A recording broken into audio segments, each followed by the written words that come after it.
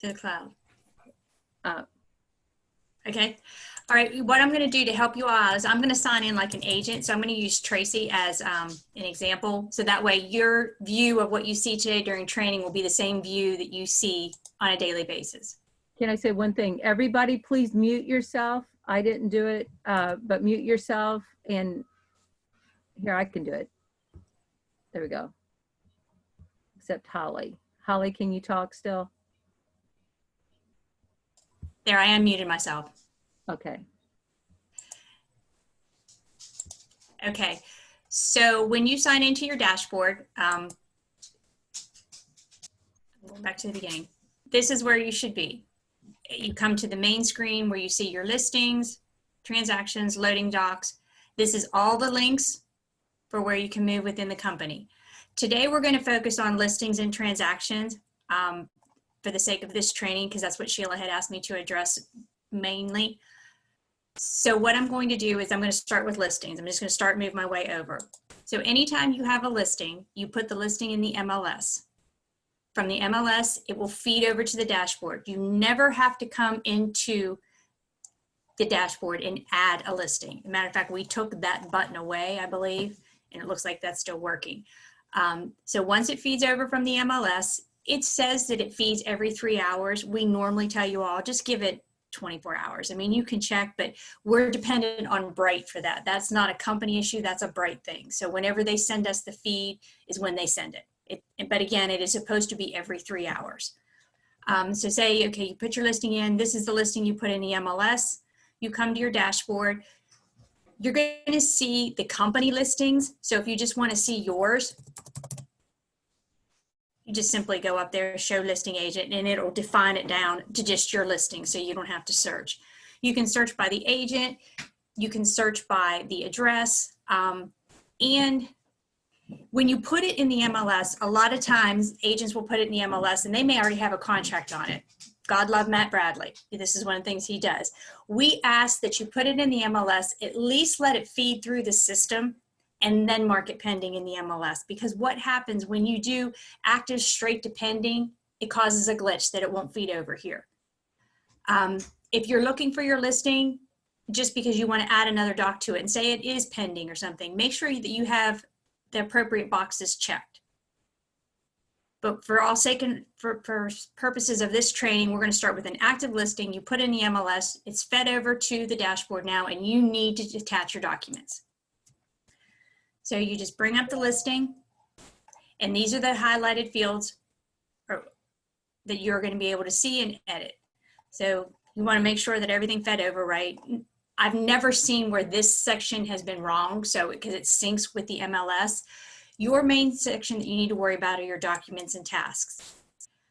We built the checklists for these to be very, very specific, so that if a new agent came in here, they would know, okay, put the sign out, you know, go get the lockbox, send the customer something. So they may be a little redundant for some of the more seasoned agents, but that was the why behind doing this. So if someone new came in here, that they could find everything. Everything is in alphabetical order. That is the way the system defaults. That's not something that the company set up. Lone Wolf set it up that way, which makes it very easy if you're going to upload your docs. You kind of know, okay, they're in ABC order if I want to do it that way. Some people just do it a whole package and then drop and drag. So as you can see, Tracy's already put some documents in here, the listing agreements. But when you go to your scanner, in every office, you have 2 email addresses that are in the scanner.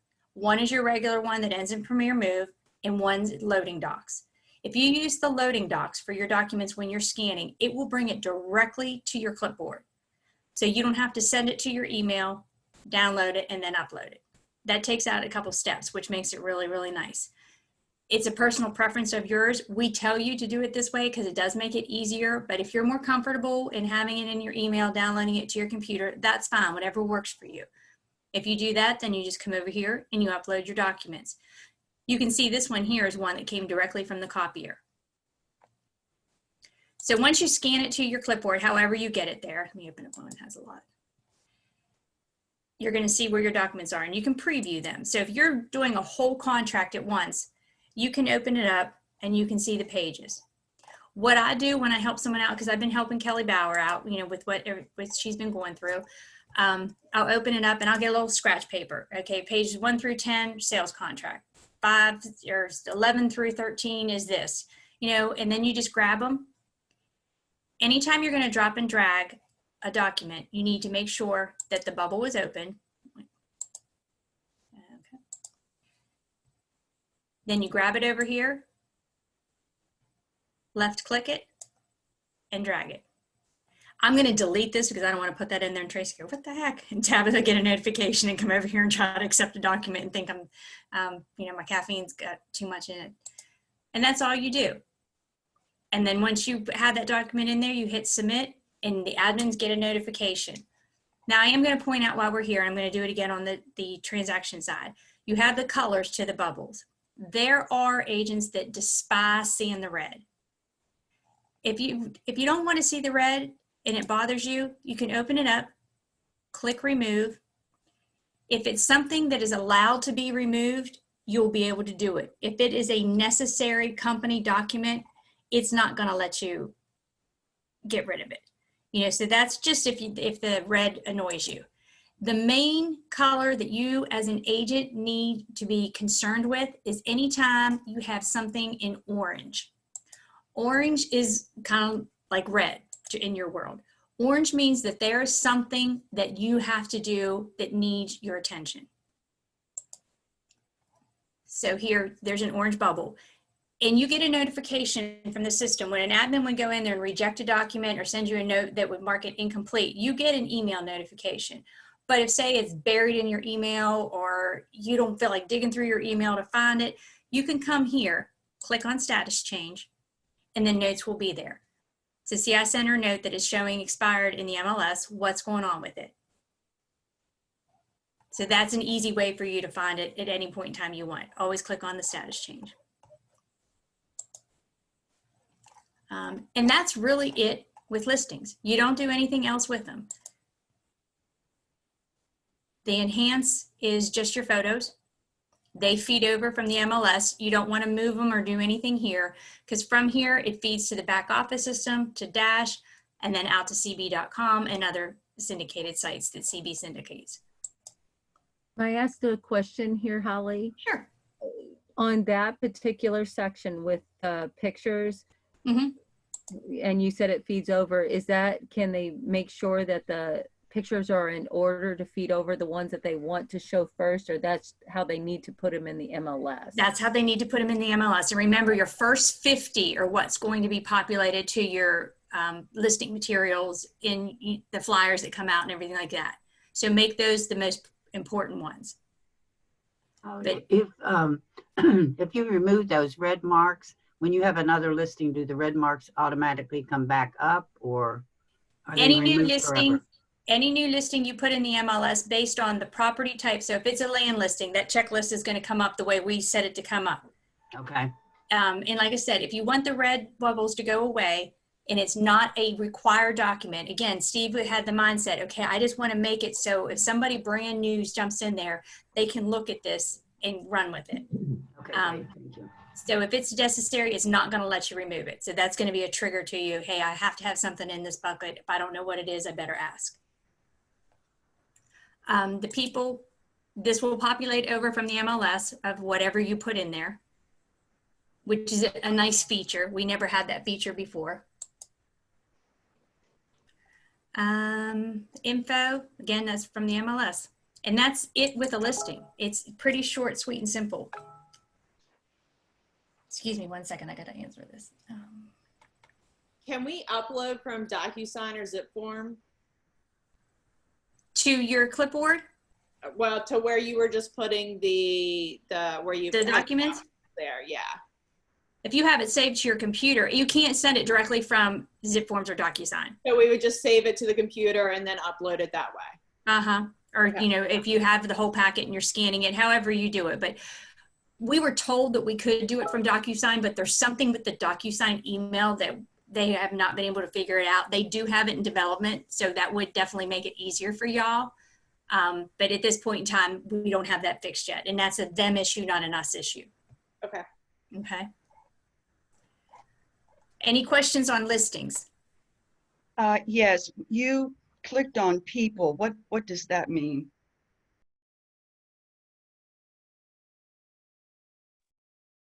I can't hear you. Again. Okay. Can you hear me Okay. now? Okay. Yeah, I do. So the people are your sellers, basically. This is the information that you put in the MLS Oh. that feeds over. Okay, got it. Some agents do not put this information in the MLS. Some do.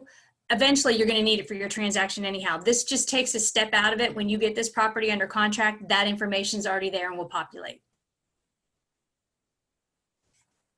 Make sense? Yes, ma'am. Thank you. Good deal. Cool All right. beans. I just love you, Peg. All right, so we're going to go over to transactions.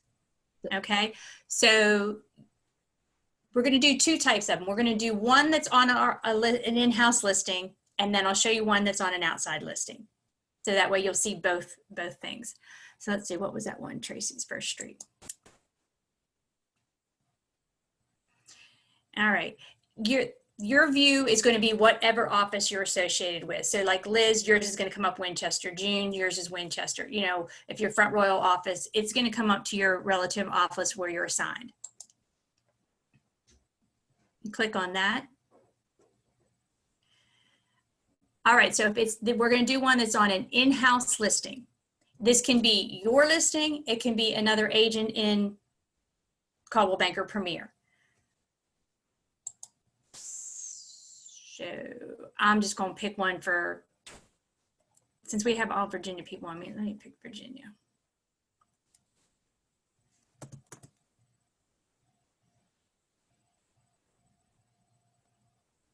Of course, it's going to be stupid. Scroll back up to the top. Yeah. There. And I knew what I was trying to do. Okay, so this is the listing that we're writing a contract on. As you can see, it is an in-house listing. All the information is going to populate over that came over from the MLS on this information. So you can see you got your address, your sales price. So now what you have to do is you have to tell us the classification. Are you just involved in this transaction? Is it you and another agent from our office? So for this, we're going to do just one side. Where's listing side? And then the property type, you have several property types that are in here. I'm going to tell you you're probably only going to use two of these. If it is a land, use lots, lands, other.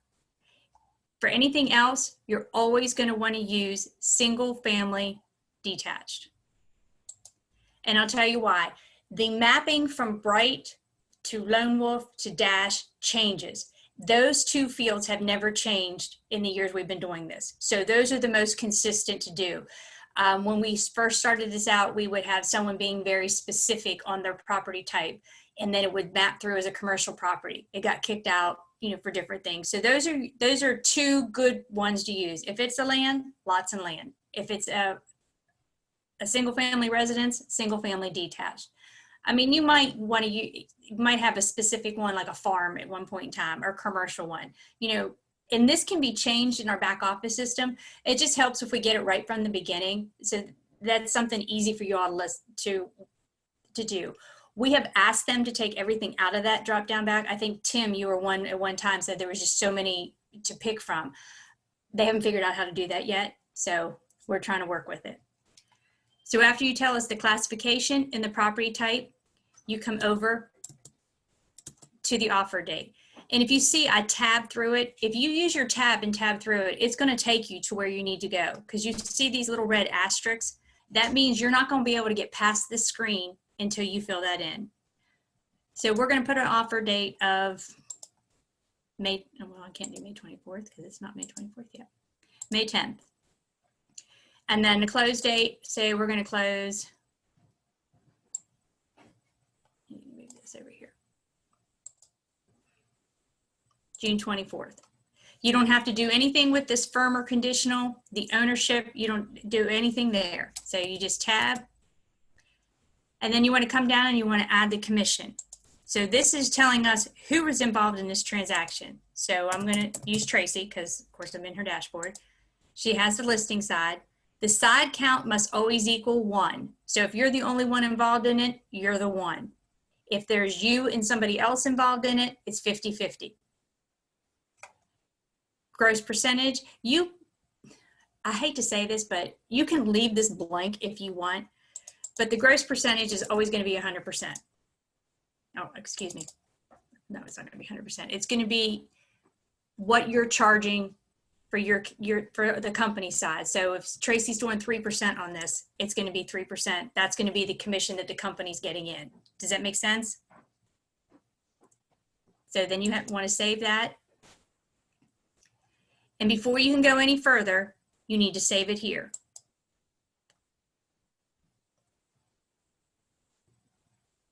And wait for it.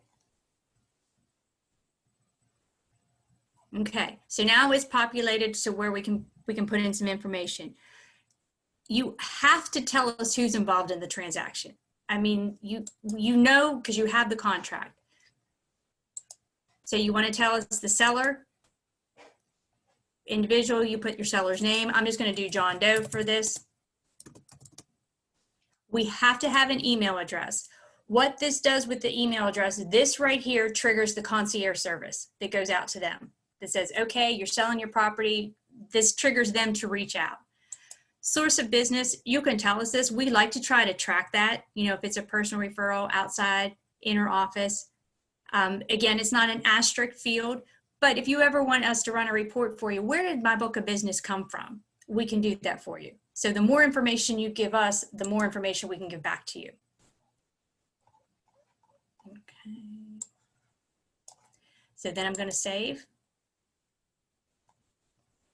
Business contacts. Business contacts are your mortgage, your title. People put home warranty in here.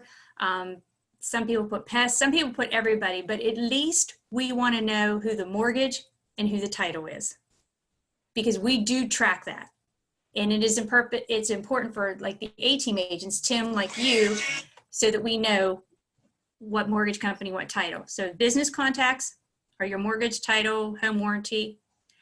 Outside brokers and referrals, this is the other party involved on the other side. So if you're the listing agent, this would be the buyer's agent. Referrals,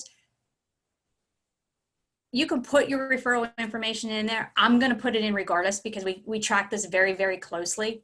But that's where all of this information goes. Then you want to go up here to your documents and tasks. Okay, so now here's your checklist. This is a single family residence, Virginia property. So the checklist has been defined based on what we have it set up in the back office system. Again, it's all in alphabetical order. You simply upload your documents like you normally do, drop and drag them over, you know, affiliated business, agency docs. And don't worry if maybe you put something in the wrong bubble. Don't stress yourself out on this. This is used as a learning tool, especially for newbie agents, so that they can learn what the documents are, where they need to go. The admins can move stuff around, but we ask that you do try to do this and familiarize yourself with this stuff. It's very important for that. You'll see this here. I'm going to point this bubble out here. Admin assistance needed. We put this here for specific reasons, not just so everybody could dump all their documents in there and run and go on to the next thing. This is here. So say it's the spring market. You're slammed busy. You've got 6 contracts. You know, you're going crazy. You're trying to get stuff done. This is what this is used for. An admin will help you. Or if you don't really know, I don't know where to put this document, put it in there. So this is here to help you, but we ask that it not be abused because our admins are super busy. You know, there's one of you, they have 74. And they do load share. So you shouldn't have anything sitting in here for a long period of time. They're very good about grabbing them because out of these bubbles, there are 5 different things that trigger a notification to an admin. The admin assistance one is one of them. Closing docs, EMD, listing docs, sales contract. So that lets them know, hey, you've got something in here that an agent put there, get over there and work it. A lot of agents will take most of their docs and dump them in sales contract, and an admin will bust those out. That's fine too. But again, we want you to at least know what these bubbles do mean and what paperwork goes in them. Does that make sense? Yes, no. God, I need this mute button at home. This would be awesome. While my button is here, I want to point this out, the photographer instructions. I know everybody does their photography a little bit different. I see emails going back and forth to the admins. I want this done. I want that done. We have some agents that don't care what photographer they use. They just want the admin to get them a photographer and get it out there and get it scheduled. If you're one of those people, you can write it on a piece of paper. You can type it up, drop and drag it in here. This is another bubble that notifies the admins, hey, someone's raised their hand, they need some help with something, and they'll go ahead and schedule it for you. So this is another area to try to help you to cut down on some of your work if you need it. You know, some people are very specific. I know, Liz, with your property you just did, you needed something very specific done and you handled it yourself. And that's perfectly fine too. As long as you alert the admins of who's doing what, so we can make sure that the photographers get paid. That's the important part of it. But these bubbles are here for you to help. And again, if it's something that's not required, you don't want to see the red, you can remove it. And if there's something here that you have a document and you don't see it in your checklist, there's other stuff in here. So like flood insurance, deed or plat, covenants and restrictions. We didn't have those when we first did this checklist was so long. I remember Tess Seville called me and was like totally just mind blown because there's so much on there. So we narrowed it down a little bit. Lead-based paint disclosure. You don't always need it. You know, mold waiver. So you can come over here and add different things that you want. Okay, let's see here. Holly, I have a question. Sure. On the other list you had, you said that it was like made so that it had all the tasks, everything that like a newbie would be able to do. Mm-hmm. And this one's different. Is there This is for a transaction. Okay. We're in the transaction. We were in the listing docs before. So the listing docs is different. The listing docs has tasks and stuff. So we didn't put tasks to default on this checklist, but if you go over to add, there are some tasks. Turn in EMD. Again, we pushed them over to where it could be manually added because agents were overwhelmed with everything that they were seeing. Okay. It was just too much in one view. The difference between a listing and a transaction is there's an active contract going on, like Yes, a ma'am. buy contract going on. Yes, ma'am. This is after you've got your contract ratified. You come over here, you add your transaction, tell us who's involved. There's a note section here. We highly recommend that you use this because our admins like to use this. So if there's something specific, like say maybe you turned in this contract and you know you're missing an initial or missing something and you're going to get it, you can come here and let them know because they're going to look and you can communicate with them this way. It cuts down on all the emails going back and forth and blowing everybody up. And then it keeps a paper trail because everything that is done in this system is pretty cool. It's time stamped. So we can tell how long it takes someone to work on it. I mean, and we periodically audit the admins to see, and we have had it so it's like 18 minutes for them to process a file, which is pretty good. So you've done all this, you've uploaded your documents, you have it in here. I want to show you how it's going to show on your dashboard. Okay, so you see here, this is the one we just created. It shows pending. So the reason that it's showing pending is now the admins have been alerted, there's a new transaction and someone needs to get to work it. So what they do is they come in here, check your documents, mark everything they need to do, and then they go in the back office system and make sure the commissions add up, everything's right, and then it will get assigned a transaction ID number. If for some reason this is sitting here pending for a long period of time, let me know, or let Sheila know, let Michael know, whomever. Maybe someone didn't get a notification, something's up. But that's the way you'll see it until it is accepted in the back office system. Does that make sense? This is the area that I find the easiest to work in, the loading docks area right here. I come over here every morning. This is the first place I go. I go and click on Manage. And if you want to see what's in your pipeline, so like I told you all, the orange is what you need to pay attention to. Orange is where you're required to do something. The admin needs your help with something. I come in here every morning, I unclick all. I usually look at what's not approved yet, so I can see what's in the pipeline, what maybe someone did at nighttime. But you can come over here and you can click incomplete. This is the easiest way to see what you need to focus on. So, okay, you come in here, I clicked incomplete. These files have something in there that I need to focus on. Open it up. Here's our orange bubble.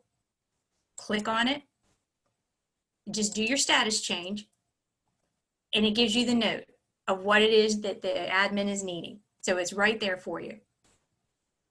If you want to send her a note that I know I need this, I'm working on this, I'll have this in, you can type it here, submit for review, and they'll get the notification. This is a great communication system if it's used properly. It keeps everybody in the loop. And then that way, if say Tabitha is off and Grace is load sharing and working Tabitha's files, she's in the loop too. So it's not just going to an individual. And that's the way we designed it. So anybody could jump in a file at any point in time and see what's going on and pick it up and roll with it. So that nothing should have to sit there, no bottleneck on your transactions, and you get paid faster. And that's the whole focus. Steve was very laser focused on making sure that this was a system that anybody could jump in and see something and communicate and work the file.